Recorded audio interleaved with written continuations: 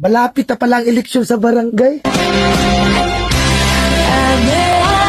Marami na naman tayo makakasalubong na tao na bigla ka na lang ngingitian kapag nakita ka sa daanan.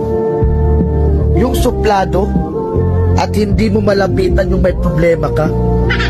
Tapos ngayon, sila na yung unang maglalambing sa'yo at babatiin ka. Wow! Plastic ang ugali. Oh no! Tatakbo ka ulit ng pagkakapitan at konsehal ng barangay nyo. Wow! Tapos wala naman kayong magandang nagawang proyekto sa barangay nyo. Mahiya naman kayo. Tapos magtatanong kayo kung ilang buntante sa isang bahay.